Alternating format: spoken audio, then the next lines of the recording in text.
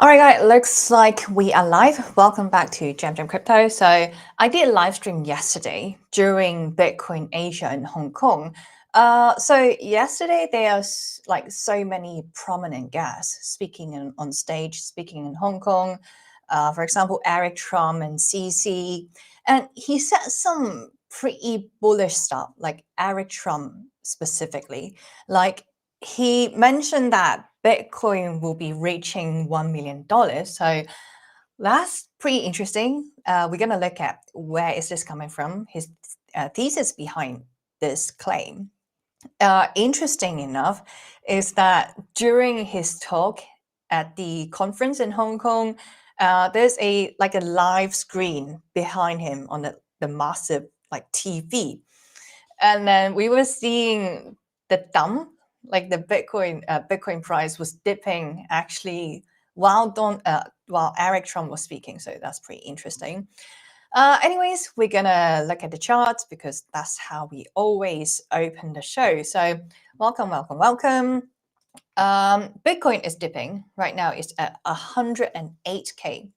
So there's massive liquidations in the Bitcoin price. So in the past 24 hours, $94 million got wrecked from long position and $15 million got wrecked in short position. So yeah, that's why it's triggering like even more sell pressure in the crypto market, I'll say. So let's look at the chart. Let me zoom in a little closer.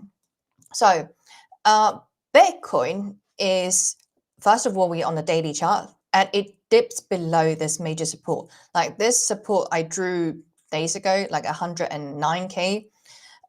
So this is showing definitely a little bit more bearish signal. In the meanwhile, I am eyeing very closely at 100K. 100K is like another support. The reason why I would say 100K is that, first of all, it has been like a very psychological number for Bitcoin. If it like broke this resistance, that's what we saw in May. And then right here, we are seeing a lot more price action at around 100K. So let's see if Bitcoin managed to hold at 105K, but otherwise 100K is on the table. So this is on the daily chart. Let's hop on to the weekly chart. That's how we look at the look at things in a more long-term picture. So all right, same thing happened here. I do want to pull out the 50-week moving average because looks like Bitcoin is approaching the 50-week moving average. Let me remove the lines that I drew so it's easier to look at the full picture. All right, so first of all, it looks like it's approaching the 50-week moving average. Like some people got really scared, like because if we go down all the way to the 50-week moving average, that will bring us down to 95K. But the thing is, I don't think Bitcoin gonna go down to its 50-week moving average just like at this moment or even days to come. And if we have the slight delay and the 50-week moving average slowly catch up, then we're gonna so as I mentioned, maybe we're going to go back to the support line at around 100K, which I mentioned at the beginning of the show. And let's also pull out the bull market support band. So the bull market support band, as you can see, the bottom line, the red line, is crossing the green line, which is again some bearish signal. And most likely this cloud, this bull market cloud, or even the band, we're gonna widen. So Bitcoin, we're gonna trade within these clouds or even dip below, because that's what it happened back in February as well. So I'm watching this very closely. All right, so the reason why I think that Bitcoin is gonna have a dip in September as well. Let's pull out the monthly returns that I have. So look at this chart. Very likely in August, there's just like 1 day to September. So obviously we're going to have a dip in August. That is exactly what I predicted in the beginning of August, because August hasn't been historically strong month for Bitcoin. Like 8 out of 11 months, we end up having a decline, like a dip, a tiny correction for Bitcoin's price. So that's what I thought. Looks like I'm right. Maybe things will change tomorrow. I don't know. But anyhow, we're talking about September. We're doing a prediction here. Well, I don't think September going to be a very strong month, neither, because if you look at the monthly return, like it hasn't been the strongest. It's more like mixed signals. However, another reason why I have this claim is that it's kind of tied back into the Bitcoin 4-year cycle. So we have the halving cycle, the halving maybe like in 2016 and 2020. And what we have seen is that 1 year post halving in September, we usually see a dip. So for example, here in 2017, so 1 year post halving, that means like 1 year after 2016. And take a look at September. We have like the minus 9% figure. Same for 2021, so minus 11% in 2021. So would it be the same case for 2025? I don't know, but I'm leaning towards the pattern because I like to spot pattern. I know history doesn't often repeat, but it often rhyme. So this is what I'm just thinking. And we also know that the Fed is for sure going to cut rates, 25 basis points. I don't think it's going to be 50 basis points because there's inflation rising. But 25 basis point is, I would say, priced in. So the Fed meeting is going to be between 17th to 18th of September. So I would say most of the price action has been priced in anyway in August. So September, it might be more like a buy the rumor, sell the news event. That's why I'm speculating a dip in September in weeks to come. So if that were to happen, Bitcoin gonna we are like touching the bull market support band already. So the bull market support band gonna widen and we're gonna trade within or dip below. I won't be surprised to see that. Or let's hide this and pull out the 50-week moving average. Or like we're gonna dip below the bull market support band all the way to 50-week moving average. And this is a critical level that I watch. I pay a really close attention to. The reason why is that I like to use this 50-week moving average as a top market indicator. I don't believe that we have topped yet. Like none of the indicators are telling us that we have topped. And if you just look at the moving average, like this indicator alone, I think it's pretty accurate. So back here, you see in 2025 April, so we dipped below the 50-week moving average. But the thing is, we first of all, we didn't close below. It was just like a wick down. And then once we touched that, we bounced back up very quickly. So that is another reason why I wasn't concerned back in April. And same as here. So we wick below once and wick below twice, and then boom, you see this like nice rally up. So, however, if you go all the way back, if we have like candles, first of all, close below the 50-week moving average. So that's what it happened in late December 2021 and January 2022. So take a look at this. Like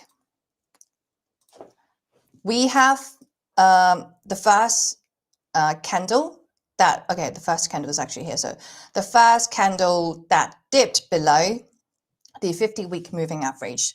So we touched that once is okay. And then we touched that again, the second time. And then again, so 1, 2, 3, 4, 5. So we touched this 5 times before we close below. So that is the like extreme weakness for the Bitcoin price. So right now, I'm not concerned.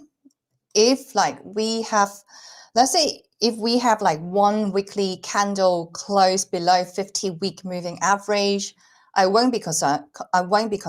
Or even we wick down to 50-week moving average, like 2 weekly candles, that's very concerning. Probably things are like not okay. Like 3 weekly candles below or touch that 50-week moving average, then it's probably a good time to take profit, and I'll see you guys in the next bull run. All right, so that's for BTC. Let's hop on to the EDX chart. So EDX right now, we are on the weekly chart. This critical level 0.04 is where I drew like days ago. This is a level that I'm watching very closely because it has been like a resistance for ETH. Right now we are like on the edge, kind of like testing it as support. Let's see if we manage to hold it. Otherwise, like I won't be surprised to see ETH correcting down or even back to its bull market support band, because like look at this. Back in April, just April this year, so 4 months, 4 or 5, less than 5 months ago, from April to now, like late August entering September, that is 148% pump against BTC for Ethereum. So like I can take a correction like from here to, I don't know, like right now we are on the support line, major support. It's just like an 8% correction. Like I don't understand why the babies in the market are crying. So personally, I'm not too concerned for ETH. And yeah, so that's for the chart. Let's also hop onto the news. Wait, I don't know how many of you guys attend Bitcoin Asia. If so, do let me know in the comments because I'll read the live chat. So basically, so many prominent figures attended the event in Hong Kong. So if you guys don't know, on 28th to 29th of August, there's Bitcoin Asia happening in Hong Kong. It's a lot more vibrant compared to last year. Last year, there were a lot of layer 2 projects, which I'm not particularly fond of because I think the beauty of Bitcoin is the simplicity. So that's why I didn't invest into any Bitcoin layer 2, but like I was right. Like look at this year, like where are those Bitcoin layer 2 projects now? But like this year is a lot more vibrant. I know like so many projects are flying into Hong Kong to attend this conference alone. There are like 25,000 attendees, like more than 500 companies in the exhibition center. So a lot of them are like regulators, VCs, like enterprise leaders, basically, and a lot of Bitcoin maxi for sure, of course. So yeah, I was really happy to see such a vibrant scene and how Asia is growing its role in terms of crypto adoption. And Hong Kong is really pushing its boundary to become the Asia crypto hub, I would say. So I'm really proud to see that. All right, so what about Eric Trump? Here's the details. So he was speaking at the Bitcoin Asia in Hong Kong. So the Trump family loves the Bitcoin community. Eric Trump said in Hong Kong, predicting its value could hit $1 million. So that's really bullish. Where's this coming from? Let's continue to read this, and I'll give you my take whether I think $1 million for Bitcoin is approachable. All right. So Eric Trump said his family became interested in cryptocurrency when it was cut off from banking service because my father was in politics. The Bitcoin community embraced my father unlike anything I has ever seen before. And I hope that's paid off in spades because we love this community, he said, sitting in front of a screen with a live ticker showing the cryptocurrency price at nearly $110,000, up from about $70,000 on the day his father, Donald Trump, was voted back into office in November. All right, so because of that, like Donald Trump being elected, the price doubled, which I was very happy as well. But let's circle back to the 1 million target that Eric Trump mentioned. Is it even possible for Bitcoin to reach $1 million? All right, so let's take a look at the market cap of the world assets. So, of course, the most valuable asset in the world right now is still gold. And if you take a look at the market cap of gold, it is sitting at $23 trillion. So that's trillion with a T. And Bitcoin right now is at $2.1 trillion. So the thesis behind this is that if you believe in the narrative that Bitcoin is the digital gold, then assuming that gold market cap never changed, so at its current, like today's market cap at 23 trillion, then it's possible for Bitcoin to reach $1 million. Like more specifically, $1.1 million per coin. Yeah, I do think it's possible, but of course it's not going to be, it's not, I don't think it's going to happen in years to come, maybe 2030. But these 2 years, probably not, unless like maybe there's like a strategic Bitcoin reserve that is happening tomorrow, then maybe things would change. All right, so I do believe that Bitcoin will reach $1 million, but there's still some way to come. There's still some time to come. All right, so that's where Eric Trump is coming from, and I do agree with him. Next, let's move on to the another really big speaker that spoke at the Hong Kong conference. So CC, if you don't know CC, that means you're new, and welcome to the channel. All right, so CC, speaking at Bitcoin Asia in Hong Kong, CC said moves by public companies to hold Bitcoin and other cryptocurrencies on the balance sheet following the example set by MicroStrategy mark a breakthrough moment.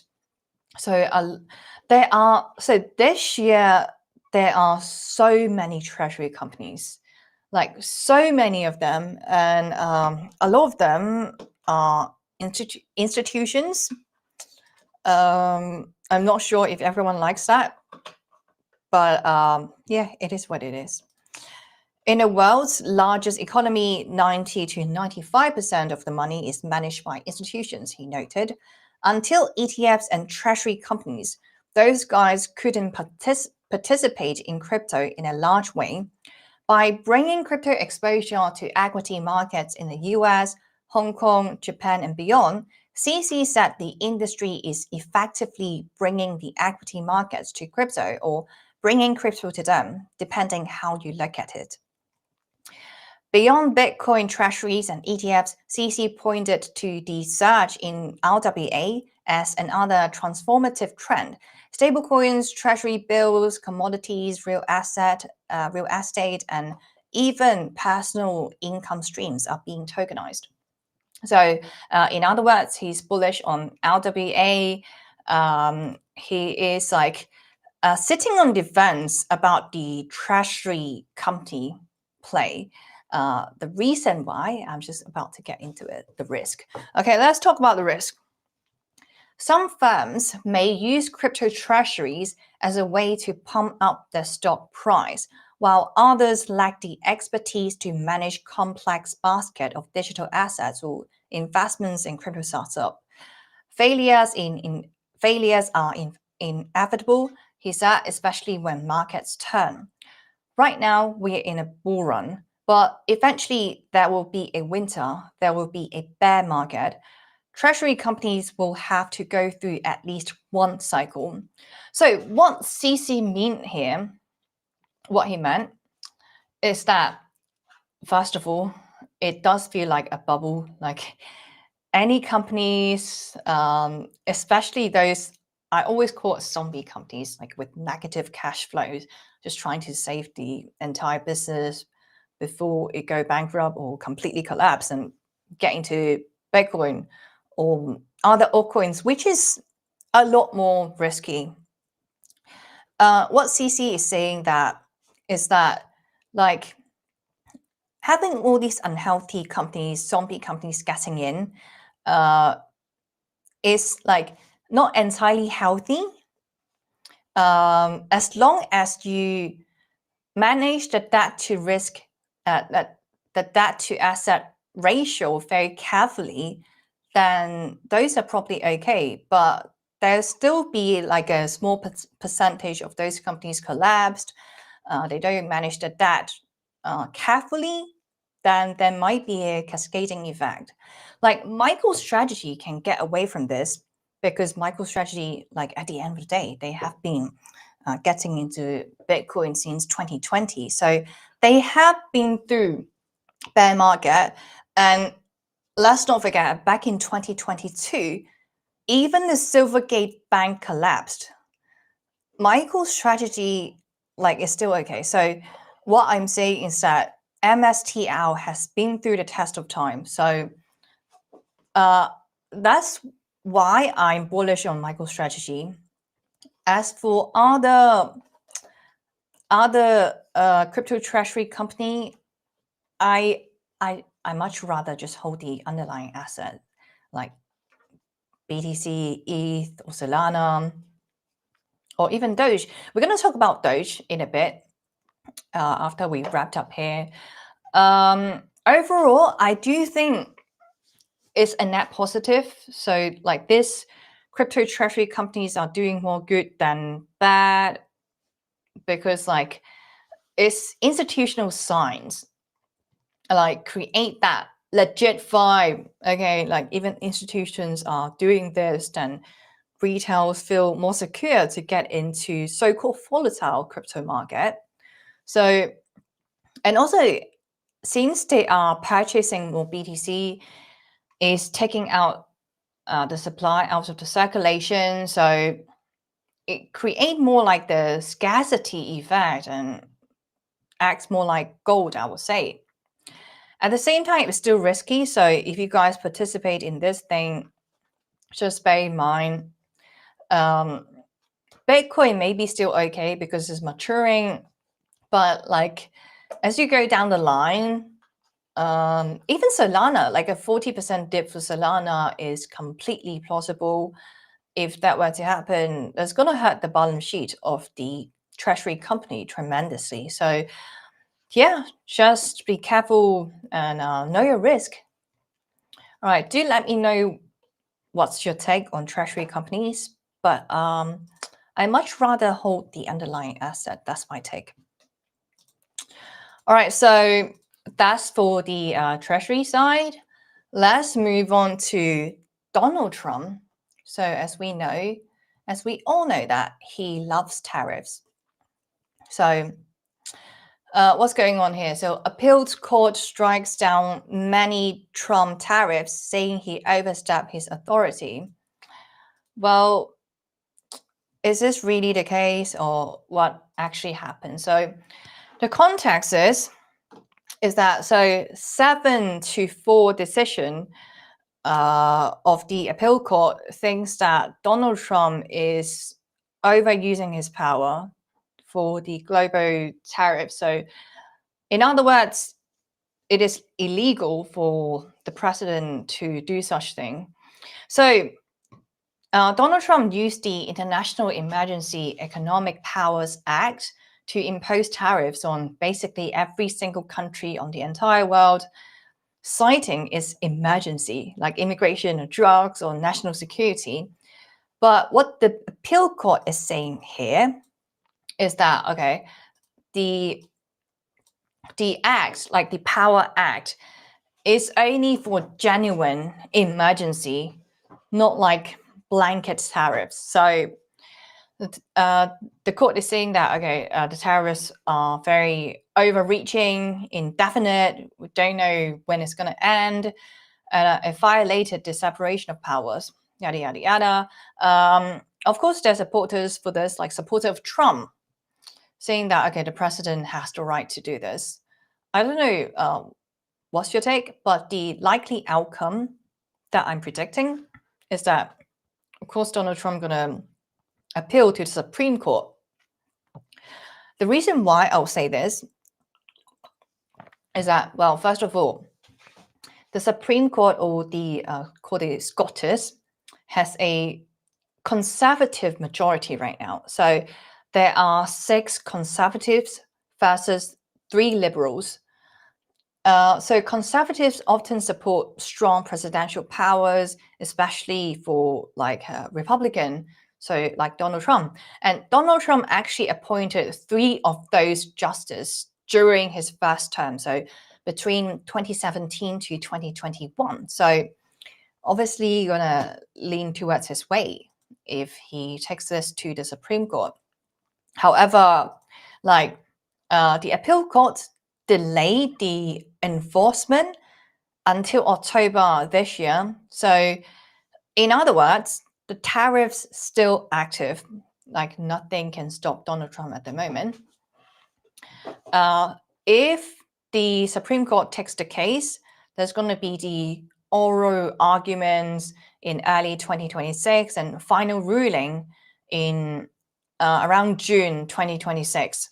So during this entire time, Donald Trump can still place his tariff in a meanwhile. So yeah, because he wants to keep collecting those revenue from the tariffs, some tax money, and even propose some new ones because that seems like his style. So let's talk about the tariffs a little bit. So right now, the average tariff rate is about 22.5%. So 22.5%. So imports up 5%, domestic goods up 3% as well.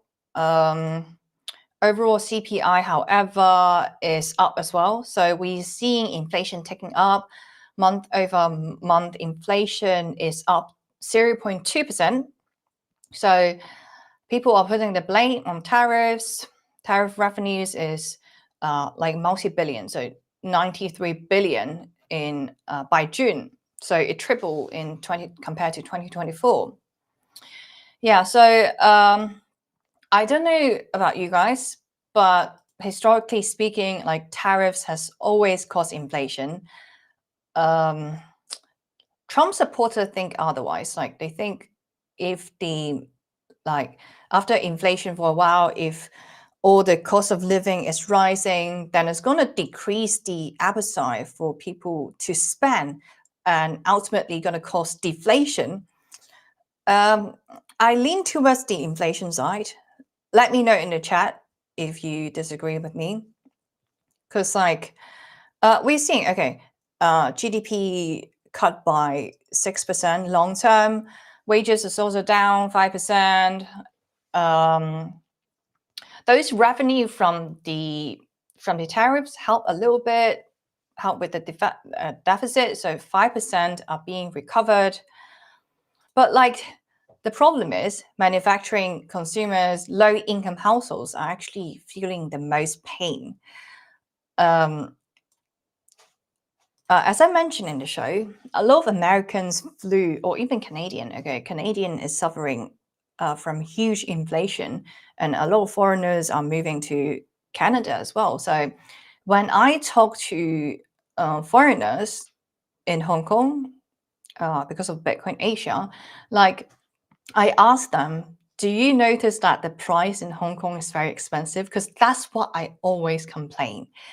Like the cost of living in Hong Kong is so ridiculous. Like you're paying like 15,000 HK. Wait, that's how much? Like 15,000 HK. That's about like let's call it 2,000 US bucks for an apartment, and it's like a shoebox. Like 15,000 Hong Kong, you would get like a 200 square feet or something. If you live in a very like a central area, then yeah, 200 square feet. If you go further out, then your choices are like you get much more choices. Like cost of living in Hong Kong is so ridiculous. Food is so expensive. That's what I told American and Canadian until I got the reply. I was like, what? Wait, you guys suffer so much from inflation. Like, I'm going to stop complaining. So they told me like the price of Hong Kong compared to Canada and America is basically half price.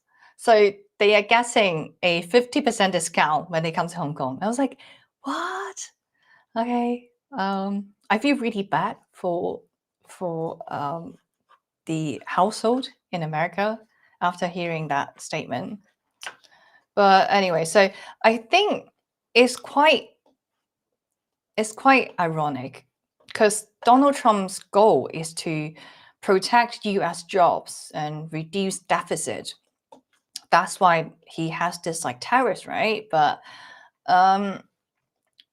it's kind of sad to see that consumer costs, like tariffs raise consumer costs more than they help workers. So yeah, I mean, I'm not even American, so I can't really make much judgment on that. Let's move on to the next news. All right, so Tether, so the market share dips below 60% for the first time since 2023. What's happening here? So look at this chart. We are at 59%, and USDC is taking up at 24, close to 25% of the market share. So it's actually a very steady decline from 82% in early 2024 to now 59%. It's not like a sudden crush. It's more like a result of competition, regulation, and shifting preferences. So why is Tether losing its ground? First of all, the competition is keen. We have FDUSD that is completely backed by Binance. If you trade with FDUSD, you can enjoy the zero fee trading. So much support from the biggest exchange in the world, which is Binance. And USDC also continues climbing, especially is the darling of institutions and is dominating DeFi as well. And we also have PayPal, PYUSD, combined with like tokenized treasuries. So it is eating into payments or DeFi market share. So I'll give you some example, like let's say like FDUSD, okay? So FDUSD alone caused a 13% drop in USDT's SEX, like centralized exchange share in 2024 alone. So that's really something. And that's only because of competition.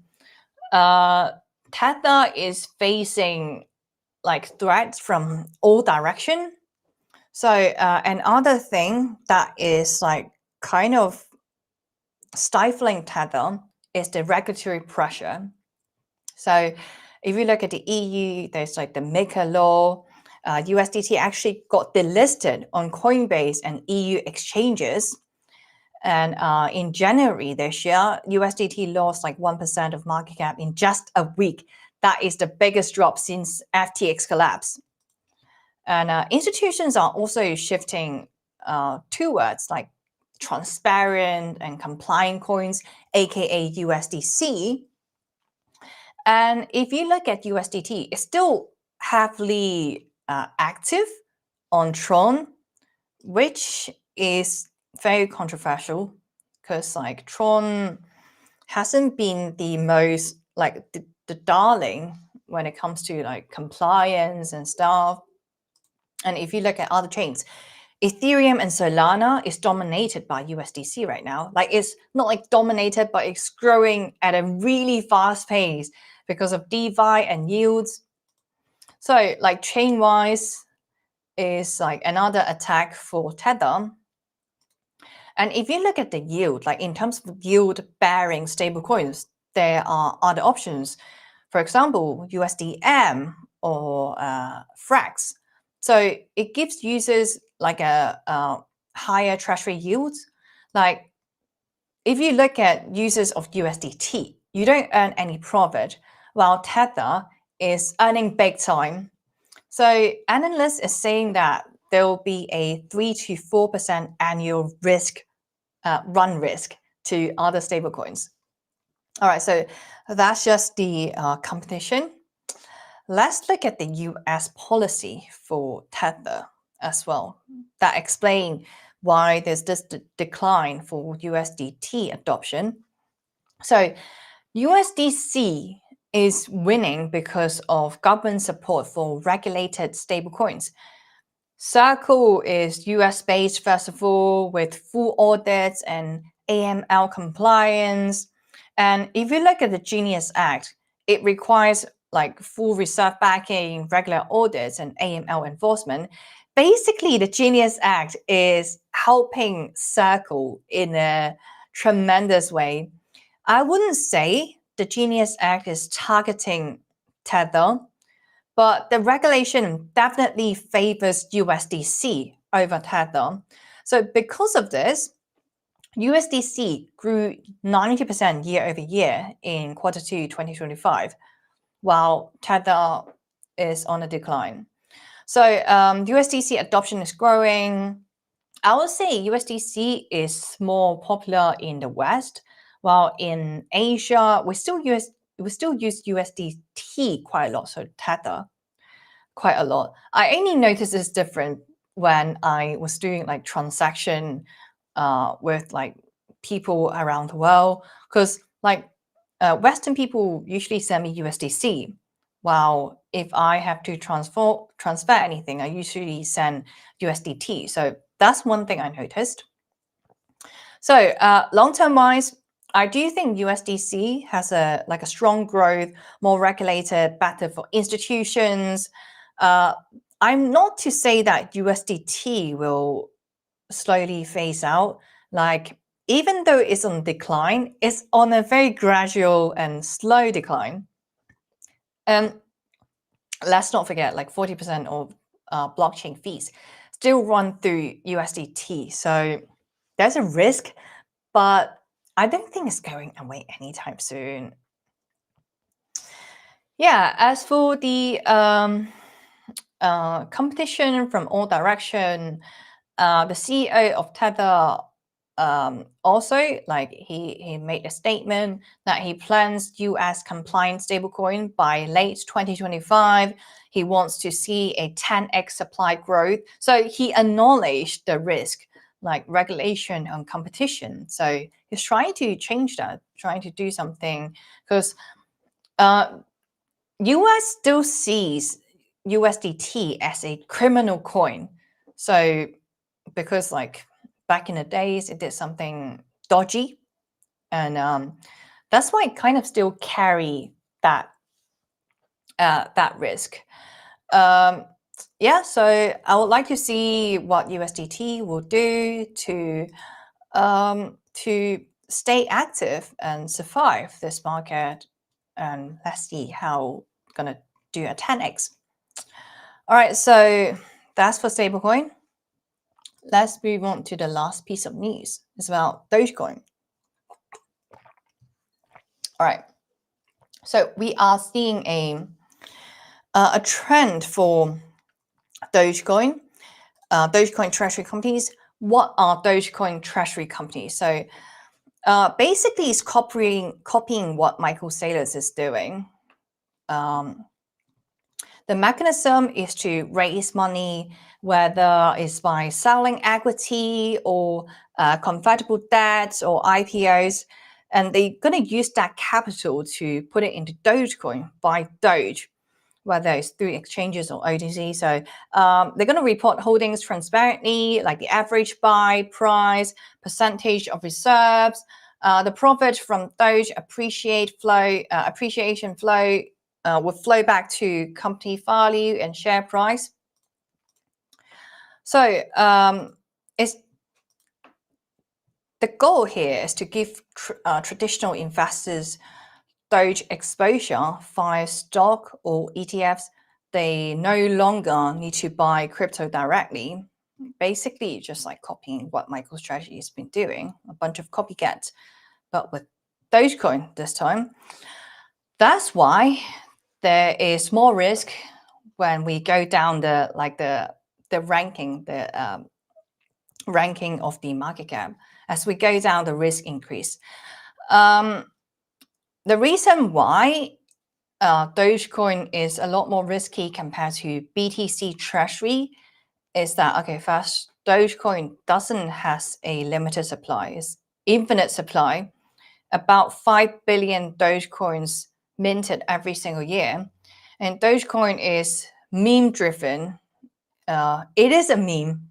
So let's see if a Elon Musk tweet will impact Dogecoin's price again.